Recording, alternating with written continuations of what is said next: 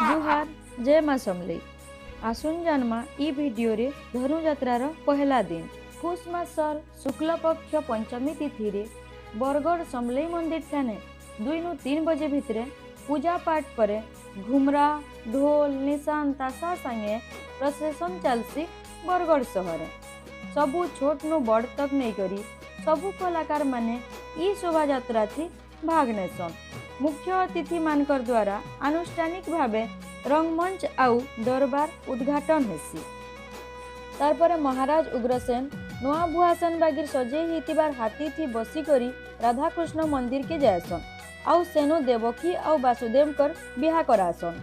देवकी आउ वसुदेव के घर के आनला परे युवराज कंस के दैववाणी हेसी आउ इटा सुनला परे मथुरा नगर नु राजनैतिक अवस्था अचल हो जाएसी।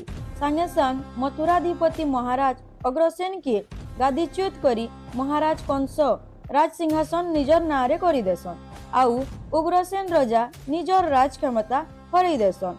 युवराज कंस निजा विश्वास करला लोक मान को राजर सबु पद पदवी रे नियुक्ति करसन। पुराना मंत्री शुक्रजीत के अलगई करी केसी के महामंत्री करसन आउ इटा देखी करी पूरा राज्यर लोके अशांति हो जाएसन। कंस राजार बिना अनुमति रे पतटे भी न हले बोली कटकणा लागू करसन।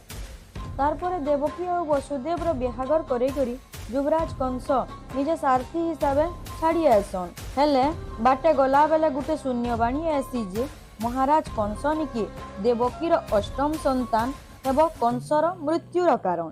इटा सुनला परे कंस महाराज क्रोधित हेई करी कारागार नु बंदी करी नेसन। तार परे मथुरा राज रे चलसी कंसर राज।